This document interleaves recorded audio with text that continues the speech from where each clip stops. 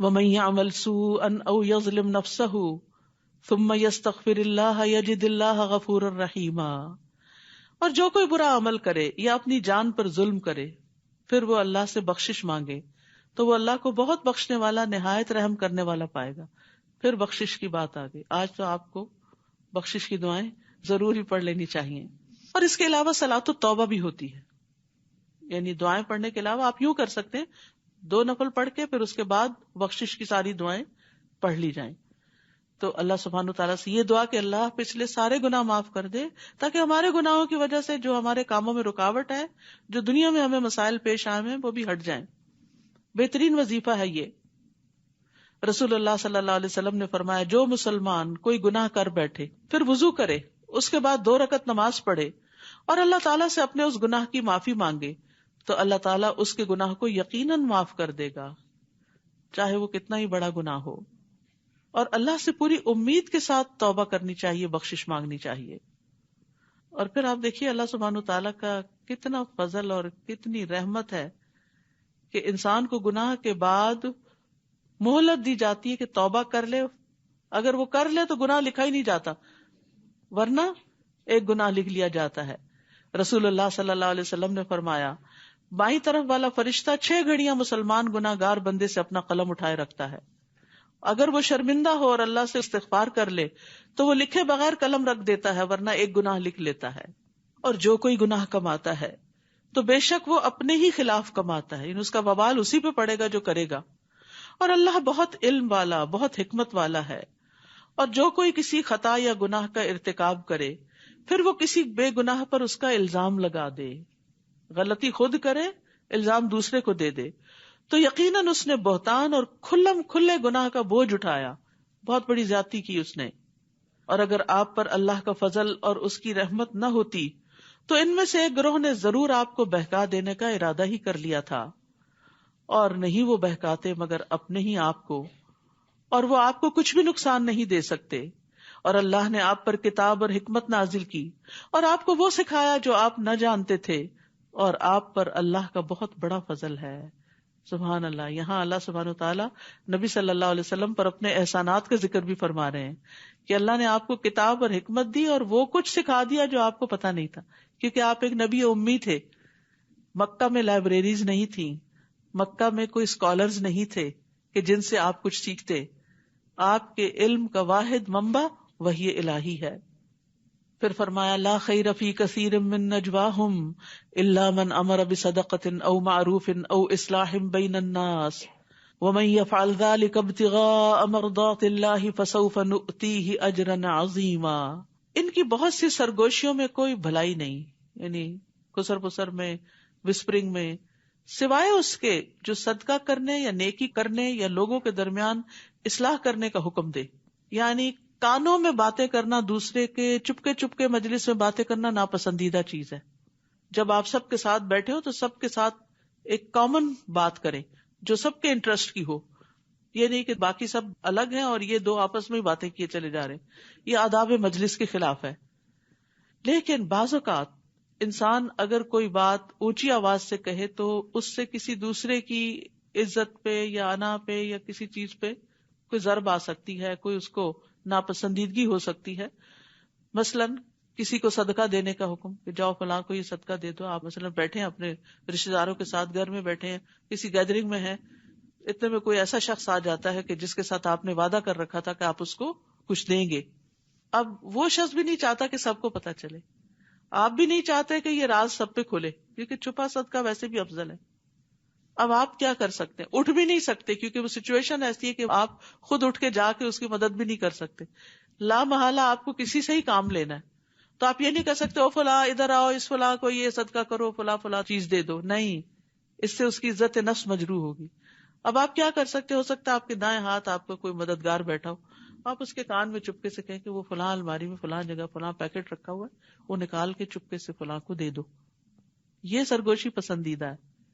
یا نیکی کرنے، یا اسی طرح نیکی کا کوئی اور کام ہے، یا لوگوں کے درمیان اصلاح کرنے کا حکم، یعنی 2 لوگ لڑائی جھگڑا کر رہے ہیں تو ان کے بیچ میں کوئی ایسی بات کہ جس سے لوگوں کی صلح ہو جائے تو وہ بھی چپکے کی جا سکتی ہے. اور جو کوئی اللہ کی رضامندی چاہنے کے لیے ایسا کرے گا تو ہم ضرور اسے اجر عظیم سے نوازیں گے. اور جو کوئی رسول کی مخالفت کرے اس کے بعد کہ ہدایت اس کے لیے واضح ہو گئی اور مومنوں کے راستے کے علاوہ کسی اور راستے کی پیروی کرے تو ہم اسے اسی طرف پھیر دیں گے جدھر وہ پھر گیا، اور ہم اسے جہنم میں جلائیں گے، اور وہ کتنی بری ہے لوٹنے کی جگہ. امام شافعی نے 300 بار قرآن مجید پڑھا ایک حکم کو جاننے کے لیے کہ مسلمانوں کا جس چیز پر اجماع ہو اس کا کیا حکم ہے. تو آخری بار ان کو اس آیت میں اپنے مسئلے کا جواب مل گیا. تو یہ علماء کا غور و فکر ہوتا تھا کہ وہ ہماری طرح صرف نیکیاں کمانے کے لیے نہیں قرآن پڑھتے تھے، وہ بھی پڑھنا چاہیے، لیکن اس میں سے احکامات کا استنباط کرنے کے لیے. استنباط کا لفظ چاہیے نبتا سے، نبت کہتے ہیں کنویں کی تہہ سے پہلے پانی کا نکلنا. کنواں کیسے کھودا جاتا ہے؟ کسی نے دیکھا ہے وہ پروسیس کتنا مشکل ہوتا ہے؟ یعنی ایک چھوٹے سے سرکل کی مٹی نکال کے باہر پھینکنی ہوتی ہے، اور جو نکالنے والا ہوتا ہے وہ خود نیچے اترتا ہے، اور پھر آپ سوچئے کہ کتنی تہ نکالتا ہے، اور پھر جا کے پانی آتا ہے. تو اتنی سخت مشقت کرنی پڑتی ہے، اتنا کچھ پڑھنا پڑتا ہے، جب جا کر کسی مسئلے کا حل ملتا ہے. ہم ہتھیلی پہ سرسوں جمانا چاہتے ہیں، علم کے ساتھ کمٹمنٹ ہونی چاہیے. حقیقت یہ ہے کہ کوئی بھی نیکی کا کام کریں اس کے ساتھ کمٹمنٹ ضرور کریں. یہ نہیں ایک دن کر لیا دوسرے دن نہ کر لیا، چھوٹی چھوٹی باتوں کو عذر بہانہ بنا لیا. اور بعض اوقات صرف اپنی سستی ہوتی ہے کہ جس کی وجہ سے ہم خیر کثیر سے محروم رہ جاتے ہیں. اب مثال کے طور پر آپ نے آنا شروع کیا، ابھی کسی دن کہیں چلو آج گھر سے ہی سن لیتے ہیں، ایک دن گھر میں بیٹھیں گے، دوسرے دن کہ اچھا کام کر کے سن لیتے ہیں، تیسرے دن کہیں گے بعد میں سن لیتے ہیں، ریکارڈنگ تو اویلیبل ہے. اور پھر وہ کب سنیں گے وہ اللہ ہی کو پتا ہے کہ سنیں گے بھی کہ نہیں سنیں گے. تو جس کام کو بھی آپ شروع کریں اس کو نبھائیں. ہمارے اسلاف میں اتنی خوبصورت مثالیں ملتی ہیں. مثلا سعید بن مسیب ہیں، نام سنا ہوا، بہت مشہور تابعی ہیں، ابو ہریرہ کے داماد تھے رضی اللہ عنہ. وہ کہتے ہیں کہ 30 سال سے میں نے فجر کی نماز کی پہلی تکبیر مس نہیں کی. 30 سال سے فجر کی نماز، اور وہ بھی اللہ اکبر جب ہوئی تو میں جماعت میں شامل تھا. ایسے لوگ. اور اب ہمارے ہاں فجر کیا کسی اور بھی نماز کا وقت ہو اور کچھ نہیں تو چھوٹی موٹی ایسی بس گپ شپ میں باتوں میں بازو کا جمعہ شروع ہو چکا ہوتا تھا، ہم کہتے ہیں اچھا بھی جاتے ہیں. خواتین کے لیے تو یہ حکم نہیں ہے کہ جماعت سے نماز پڑھیں، لیکن میں صرف کمٹمنٹ کی مثال دے رہی ہوں. اسی طرح ایک اور امام تھے، امام ربیعہ رائی، امام مالک کے استاد تھے، فقہ میں بہت بڑے امام مانے جاتے ہیں. وہ بھی انہوں نے بھی اسی طرح کی بات کی کہ 40 سال سے ان کی تکبیر اولیٰ فوت نہیں ہوئی. ہمارا دین اور ہماری یہ نمازیں ہمیں وقت کی پابندی سکھاتے. آج ہم اور لوگوں کو اپریشیٹ کرتے ہیں کہ فلاں شخص اپنے کام پہ کبھی 1 منٹ بھی لیٹ نہیں ہوا. لوگ اس کو قابل فخر بات سمجھتے ہیں کہ میں اپنی ڈیوٹی سے کبھی بھی لیٹ نہیں ہوا. تو جب ہم دنیا کی نوکری کے کریڈٹ بنانے میں اور اپنا اچھی ساکھ بنانے میں اتنی پابندی کرتے ہیں تو ہم میں سے کوئی یہ بھی دیکھ لے کہ آخرت کی کمائی کے لیے ہماری کمٹمنٹ کتنی ہے. ہم میں سے کون یہ کہہ سکتا ہے آج تک میری ایک بھی فجر کی نماز قضا نہیں ہوئی؟ کوئی ہے جو دعویٰ کرے؟ کوئی نہیں کر سکتا. اوہو بس پتہ نہیں رات کو تھک گئی تھی صبح آنکھ نہیں کھلی، پتہ نہیں وہ الارم بھی لگایا تھا کیا ہوا. نہیں، وقت کی پابندی، کمٹمنٹ نبھانا، یہ بہت اعلیٰ درجے کی نیکی ہے. ان اللہ لا یغفر ان یشرک بہ ویغفر ما دون ذلک لمن یشاء ومن یشرک باللہ فقد ضل ضلالا بعیدا.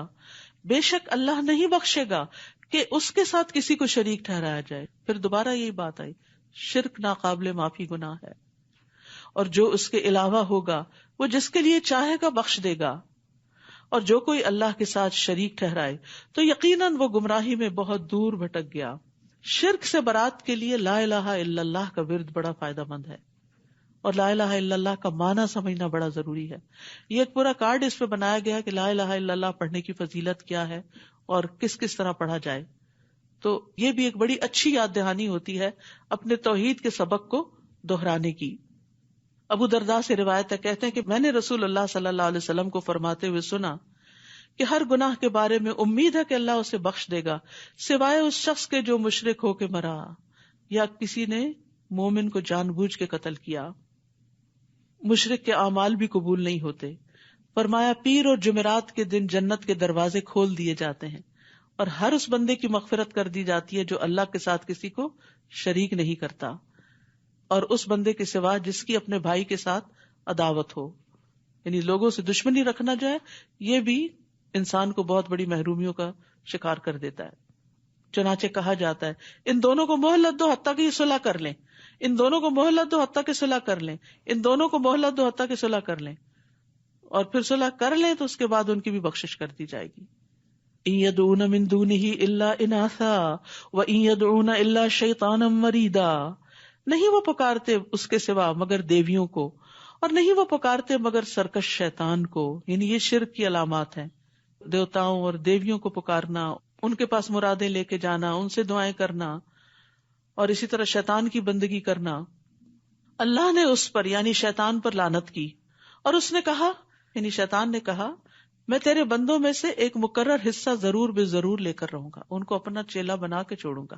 اور دن رات وہ اس کام پہ لگا ہوا ہے، اور اس کے لیے اس نے مہلت مانگی تھی کہ مجھے قیامت تک زندگی دے دی جائے، اور اس کو دے دی گئی، اور وہ ہر وقت اب یہی کچھ کر رہا ہے، برائیوں کو خوبصورت بنا بنا کے لوگوں کو اپنے جال میں پھانستا ہے.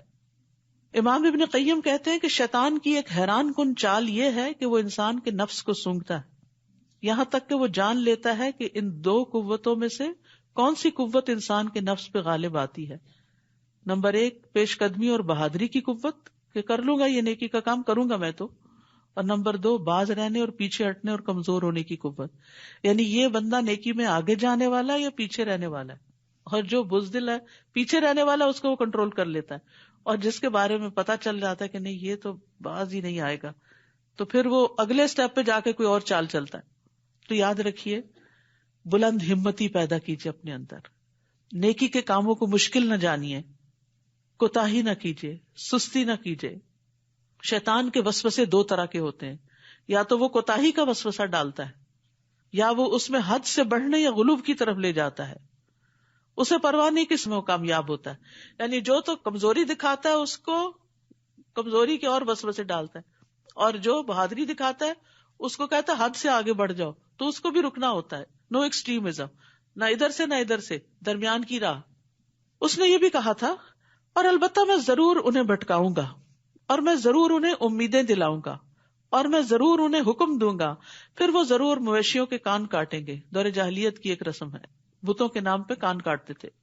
اور میں ضرور انہیں حکم دوں گا تو وہ ضرور اللہ کی تخلیق کو بدل ڈالیں گے، اور جو کوئی اللہ کو چھوڑ کر شیطان کو دوست بنائے تو یقیناً اس نے کھلم کھلا نقصان اٹھایا. یاد رکھیے شیطان باطل کو خوبصورت بنا کے پیش کرتا ہے، باطل اور حق کو خلط ملط کرتا ہے، دھوکہ دیتا ہے، چالیں چلتا ہے، خواہشات کے ذریعے حملہ کرتا ہے، حقیر سمجھے جانے والے اعمال کے ذریعے داخل ہوتا ہے. انسان کہتے ہیں چھوٹی سی بات ہے تو چھوٹا سا گناہ، اس سے کوئی فرق نہیں پڑتا. اب ہوتا ہی انسان پھنس جاتا ہے، پھر اس سے ایک اور برائی میں، اس سے ایک اور برائی میں، برائیوں کا ایک سلسلہ چل پڑتا ہے. یعدہم ویمنیہم وما یعدہم الشیطان الا غرورا، وہ ان سے وعدہ کرتا ہے اور انہیں امیدیں دلاتا ہے، اور نہیں وعدہ کرتا ان سے شیطان مگر دھوکے کا. تو شیطان کے وعدوں سے خبردار رہیں، اور ان میں بعض اوقات وہ بہت سا وقت ضائع کروا دیتا ہے. یہی لوگ ہیں جن کا ٹھکانہ جہنم ہے، اور وہ اس سے کوئی جائے پناہ نہ پائیں گے. یعنی شیطان ان کو اپنے ساتھ ہی لے کے دم لے گا. اور وہ لوگ جو ایمان لائے اور انہوں نے نیک عمل کیے، ہم ضرور ان کو ایسے باغوں میں داخل کریں گے جن کے نیچے نہریں بہتی ہیں، جن میں وہ ہمیشہ رہیں گے، ہمیشہ ہمیشہ. اللہ کا وعدہ سچا ہے. وَمَنْ أَصْدَقُ مِنَ اللَّهِ قِيلًا، اور اللہ سے بڑھ کر کون زیادہ سچا ہے قول و قرار میں. پیچھے بھی اللہ کے وعدے کے سچے ہونے کی بات تھی، یہاں پھر وہاں سزا پر اور یہاں جزا پر. برا عمل کرنے پر جو اللہ نے سزا بتائی ہے پھر وہ انسان کے مقدر ہو کر رہے گی، اور نیک عمل کرنے والے کے لیے جو جزا اللہ نے بتائی ہے وہ بھی بالکل سچی ہے. لیس بامانیکم ولا امانی اہل الکتاب من یعمل سوءا یجز به ولا یجد له من دون اللہ ولیا ولا نصیرا. نہ تمہاری آرزوؤں پر منحصر ہے اور نہ اہل کتاب کی آرزوؤں پر. یعنی تمہاری امیدیں اور تمنائیں تمہیں فائدہ نہ دیں گی. جو کوئی برا عمل کرے گا وہ اس کا بدلہ دیا جائے گا، اور وہ اپنے لیے اللہ کے سوا کوئی دوست اور مددگار نہ پائے گا. کوئی اور چھڑانے کے لیے نہیں آئے گا. اور جو کوئی نیک عمل کرے خواہ مرد ہو یا عورت بشرطے کہ وہ مومن ہو، نو جینڈر ڈسکریمنیشن، مرد ہو یا عورت جو بھی نیک عمل کرے تو یہی لوگ جنت میں داخل ہوں گے اور وہ کھجور کی گٹلی میں سوراخ برابر بھی ظلم نہ کیے جائیں گے. یعنی اچھے کام کوئی بھی کرے اس کی قدردانی کی جائے گی. اور اس سے بڑھ کر دین میں کون اچھا ہوگا، یعنی کس کا دین سب سے اچھا ہے؟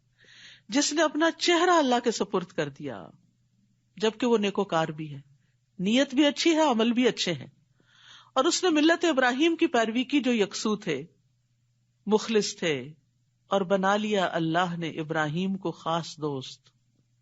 واتخذ اللہ ابراہیم خلیلا. تو یہاں یہ بتایا جا رہا ہے دراصل کہ ابراہیم علیہ السلام پیروی کے لائق ہیں. انہوں نے وہ چیز پا لی جس کے ذریعے بندہ اللہ کا قرب حاصل کرتا ہے اور اللہ سبحانہ تعالی کے قریب ہو گئے اور خلت کا مقام حاصل کیا جو کہ محبت کا اعلیٰ ترین درجہ ہے. یعنی اللہ سبحانہ تعالیٰ ابراہیم علیہ السلام سے محبت کرتے ہیں کیونکہ وہ اپنے رب کی بہت زیادہ اطاعت کرنے والے تھے. تو اس میں سب سے بہترین انسان اور سب سے بہترین دین والا وہ ہوتا ہے جو کسی کام سے پہلے اپنی نیت کو صرف اپنے رب کے لیے خالص کرے اور پھر نیکی کے کام میں طریقہ بھی درست کرے، اور درست طریقہ ہمیں سنت رسول صلی اللہ علیہ وسلم سے ملتا ہے، اس طریقے کو اختیار کرے. کوئی بھی اچھا کام جب کرنا شروع کرے پلٹ کر دیکھے کہ وہاں کیا ہوتا تھا. وَلِلَّهِ مَا فِي السَّمَاوَاتِ وَمَا فِي الْأَرْضِ وَكَانَ اللَّهُ بِكُلِّ شَيْءٍ مُحِيطًا. اور اللہ ہی کے لیے ہے جو کچھ آسمانوں میں ہے اور جو کچھ زمین میں ہے، اور اللہ ہر چیز کا خوب احاطہ کرنے والا ہے. وَيَسْتَفْتُونَكَ فِي النِّسَاءِ. اور وہ عورتوں کے بارے میں آپ سے فتویٰ مانگتے ہیں، کہہ دیجئے اللہ ان کے بارے میں تمہیں فتویٰ دیتا ہے، اور وہ بھی جو تم پر یتیم عورتوں کے بارے میں کتاب میں پڑھا جاتا ہے جنہیں تم مہر نہیں دیتے، جو ان کے لیے لکھا گیا، حالانکہ تم ان سے نکاح کی رغبت رکھتے ہو، اور کمزور بچوں کے بارے میں بھی، اور یہ کہ تم یتیموں کے لیے انصاف پر قائم رہو، اور جو بھی نیکی تم کرو گے بے شک اللہ اسے خوب جاننے والا ہے. تو یاد رکھیے ہمارے دین میں یتیموں کے حقوق کا بہت لحاظ رکھا گیا ہے. یتیم کے لیے رحم دل باپ کی طرح بن جانا چاہیے، اور یاد رکھنا چاہیے کہ جو بوئیں گے وہی کاٹیں گے. آج اگر یتیم بچے کے ساتھ زیادتی کی تو وہ کہیں چھپ نہیں جائے گی، اللہ کو پتا ہے اور اللہ اس کا بدلہ دینے والا ہے. یتیم کی ضروریات کا بھی خیال رکھنا چاہیے، اس کے مال کی حفاظت کرنی چاہیے اور اس کو اخلاق اور آداب سکھانے چاہیے.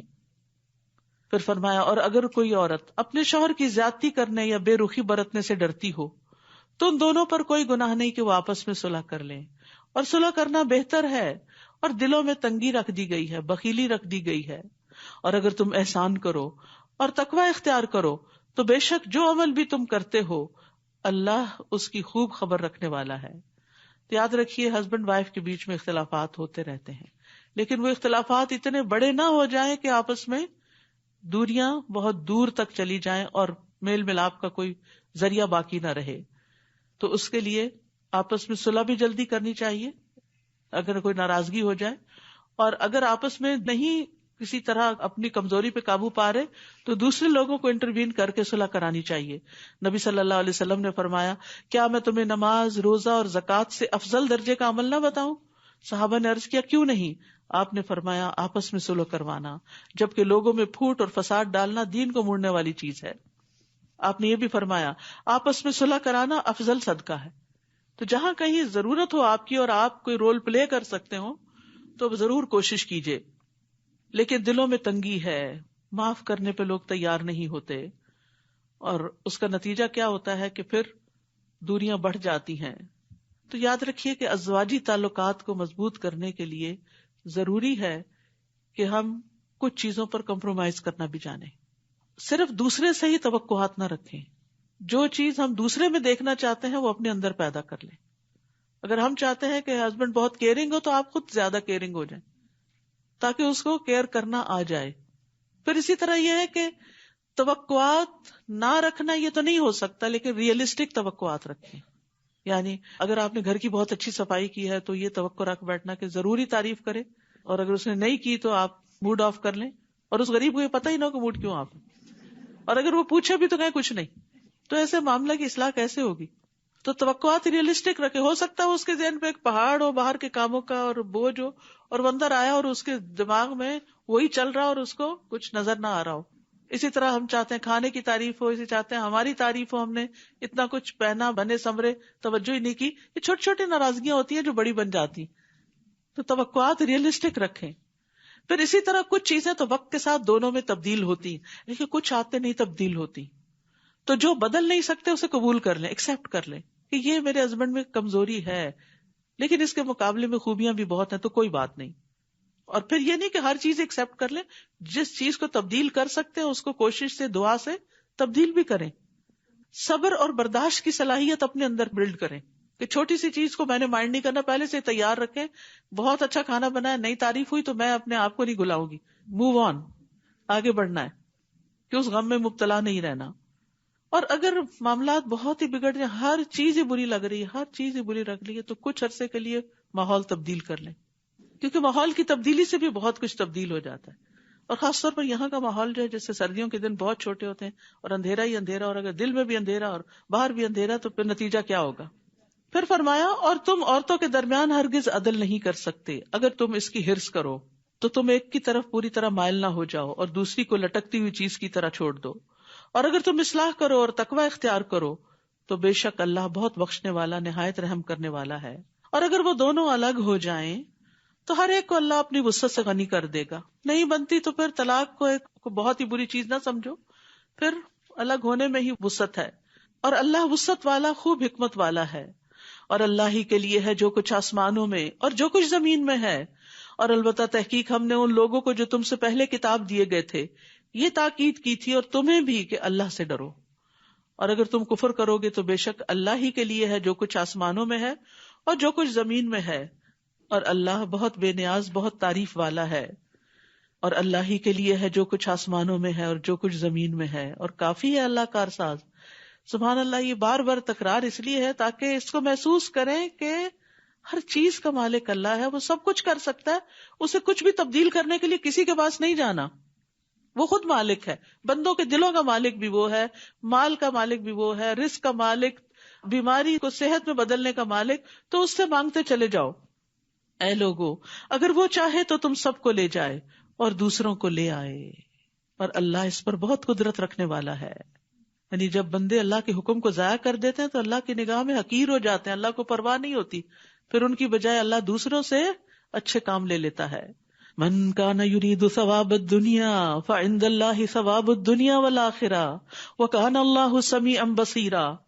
جو کوئی دنیا کا ثواب چاہتا ہے تو اللہ کے پاس دنیا اور آخرت دونوں کا ثواب ہے. تو تم صرف دنیا کیوں چاہتے ہو؟ ربنا آتنا فی الدنیا حسنہ وفی الآخرۃ حسنہ. اور اللہ خوب سننے والا, خوب دیکھنے والا ہے. اے لوگو جو ایمان لائے ہو, انصاف پر قائم رہنے والے ہو جاؤ, اللہ کے لیے گواہی دینے والے بن جاؤ, اگرچہ وہ تمہارے اپنے ہی خلاف ہو یا والدین اور قرابت داروں کے. اگر وہ غنی ہوں گے یا فقیر تو اللہ ان دونوں کا زیادہ خیر خواہ ہے. یعنی ناحق کسی کا ساتھ دے کر فقیر کے مقابل کو نقصان نہ دو. بس تم خواہشات کی پیروی نہ کرو کہ تم عدل نہ کرو, اور اگر تم زبان موڑو گے یا تم اعراض کرو گے تو بے شک جو بھی تم عمل کرتے ہو اللہ اس کی خوب خبر رکھنے والا ہے. تو انسان کو ہر حال میں حق بات ہی کہنی چاہیے, چاہے قریبی رشتہ داری کیوں نہ ہو. رسول اللہ صلی اللہ علیہ وسلم نے فرمایا, قاضی 3 طرح کے ہوتے ہیں, ایک جنت میں, 2 آگ میں. جنت میں جانے والا وہ ہے جس نے حق پہچانا اور اس کے مطابق فیصلہ کیا. جس نے حق پہچانا پھر فیصلے میں ظلم کیا وہ آگ میں ہے, اور جس نے جاہل ہوتے ہوئے لوگوں کے فیصلے کیے وہ بھی آگ میں ہے. تو یہ بہت نازک معاملہ ہے. آپ جج تو نہیں ہے کہیں, لیکن گھر کے اندر بھی, بچوں کے بیچ میں بھی, رشتہ داروں کے بیچ میں بھی چھوٹے چھوٹے فیصلے کرنے پڑ جاتے ہیں. تو عدل سے کام لینے کی ضرورت ہے. اے لوگو جو ایمان لائے ہو, ایمان لاؤ اللہ اور اس کے رسول پر, یعنی اپنے ایمان کی تجدید کرتے رہو, اور اس کتاب پر جو اس نے اپنے رسول پر نازل کی, اور وہ کتاب جو اس نے اس سے پہلے نازل کی. اور جو کوئی انکار کرے گا اللہ کا اور اس کے فرشتوں کا اور اس کی کتابوں کا اور اس کے رسولوں کا اور آخرت کے دن کا, پس تحقیق وہ بھٹک گیا, بہت دور کا بھٹک جانا. بے شک وہ لوگ جو ایمان لائے پھر انہوں نے کفر کیا, پھر ایمان لائے پھر کفر کیا, پھر کفر میں بڑھ گئے, یعنی دین کو کھیل ہی بنا لیا, اللہ ایسا نہیں کہ انہیں بخش دے. یعنی کفر کی حالت میں موت آ گئی تو بخشش نہ ہوگی، اور نہ یہ کہ انہیں سیدھے رستے کی ہدایت دے۔ بشر المنافقین بان لہم عذابا الیما، منافقوں کو خوشخبری دے دیجئے کہ ان کے لیے دردناک عذاب ہے۔ جو لوگ مومنوں کو چھوڑ کر کافروں کو دلی دوست بنا لیتے ہیں، کیا وہ ان کے پاس عزت چاہتے ہیں؟ تو بے شک عزت ساری کی ساری اللہ ہی کے لیے ہے، اور تحقیق اس نے کتاب میں نازل کیا کہ جب تم سنو کہ اللہ کی آیات کا انکار کیا جاتا ہے اور ان کا مذاق اڑایا جاتا ہے تو تم ان کے ساتھ مت بیٹھو حتیٰ کہ وہ اس کے علاوہ کسی اور بات میں مشغول ہو جائیں، ورنہ بے شک تب تم ان جیسے ہوگے۔ بے شک اللہ منافقوں اور کافروں سب کو جہنم میں جمع کرنے والا ہے۔ وہ لوگ جو تمہارے بارے میں انتظار کرتے ہیں، پھر اگر تمہارے لیے اللہ کی طرف سے کوئی فتح ہو، یعنی منافق انتظار کرتے ہیں، تو وہ کہتے ہیں کیا ہم تمہارے ساتھ نہ تھے؟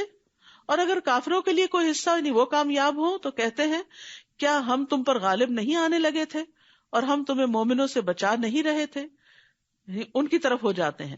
بس اللہ قیامت کے دن تمہارے درمیان فیصلہ کرے گا، اور اللہ کافروں کے لیے مومنوں پر ہرگز کوئی راستہ نہ بنائے گا۔ ان المنافقین یخادعون اللہ وہو خادعہم، بے شک منافقین اللہ کو دھوکہ دیتے ہیں حالانکہ وہ انہیں دھوکہ دینے والا ہے، اور جب وہ نماز کے لیے کھڑے ہوتے ہیں تو انتہائی سستی سے کھڑے ہوتے ہیں، یون کرتے ہوئے، ڈھیلے ڈالے، لیٹ، اور وہ لوگوں کو دکھاوا کرتے ہیں کہ کوئی یہ نہ کہ اس نے تو نماز ہی نہیں پڑھی، اور اللہ کو بہت تھوڑا یاد کرتے ہیں۔ نماز اللہ کے ذکر کے لیے قائم کی جاتی ہے، افسوس کہ ہم نماز میں بھی اللہ کو کم یاد کرتے ہیں، دنیا میں تو کیا یاد کریں گے۔ تو منافقت میں سستی بڑا اہم کردار ادا کرتی ہے، انہیں نماز سے کوئی دلچسپی نہیں، ذکر سے کوئی دلچسپی نہیں، بس وہ انتظار کرتا رہتا ہے، آخری وقت میں اٹھ کے 2-4 ٹھونگے مار لیتا ہے اور اللہ کو کچھ بھی یاد نہیں کرتا۔ آپ نے فرمایا منافقوں پر فجر اور عشاء سے زیادہ کوئی نماز بھاری نہیں، لیکن مومن اس کے برعکس اپنے رب سے سرگوشیاں کرتا ہے، اللہ کو یاد کرتا ہے، متذبذب ہیں، نہ ان لوگوں کی طرف ہے نہ ان لوگوں کی طرف، نہ مومنوں کے ہیں نہ کفار کی طرف، اور جسے اللہ بھٹکا دے تو آپ ہرگز اس کے لیے کوئی راہ نہ پائیں گے۔ اے لوگو جو ایمان لائے ہو، مومنوں کے سوا کافروں کو اولیاء نہ بناؤ، کیا تم چاہتے ہو کہ تم اللہ کے لیے اپنے خلاف کوئی واضح دلیل بنا لو؟ بے شک منافقین آگ کے سب سے نچلے درجے میں ہوں گے، کیونکہ انہی کا یہ طریقہ تھا، کبھی ادھر مسلمانوں کی طرف کبھی دوسروں کی طرف، اور ہرگز آپ ان کے لیے کوئی مددگار نہ پائیں گے۔ ایسے شخص کا پھر کوئی دوست نہیں ہوتا، وہ کہیں بھی قابل اعتبار نہیں ہوتا، اور اللہ کی طرف سے بھی ایسے شخص کو کوئی مدد نہیں ملتی سوائے ان لوگوں کے جنہوں نے توبہ کر لی، یعنی منافقت سے نکل آئے اور اصلاح کر لی، ایمان پر مضبوطی سے قائم ہوئے اور اللہ کو مضبوطی سے تھام لیا اور اپنے دین کو اللہ کے لیے خالص کر لیا، تو یہی لوگ مومنوں کے ساتھ ہیں، اور اللہ ضرور مومنوں کو اجر عظیم سے نوازے گا۔ ما یفعل اللہ بعذابکم ان شکرتم وآمنتم وکان اللہ شاکرا علیما، اللہ تمہیں عذاب دے کر کیا کرے گا اگر تم شکر کرو، یعنی اگر شکر کرو گے تو عذاب سے بچ جاؤ گے، اور ایمان لے آؤ، وَكَانَ اللَّهُ شَاكِرًا عَلِيمًا، اور اللہ بہت قدردان بہت علم والا ہے۔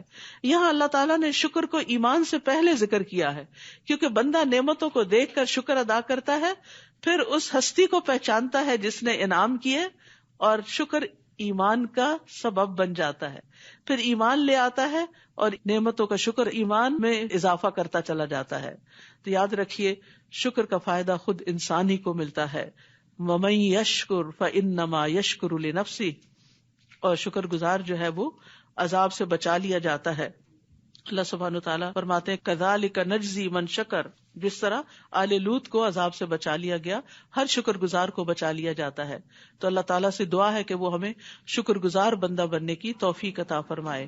وآخر دعوانا ان الحمد للہ رب العالمین، سبحانک اللہم وبحمدک، اشہد ان لا الہ الا انت، استغفرک واتوب الیک۔ السلام علیکم ورحمۃ اللہ وبرکاتہ۔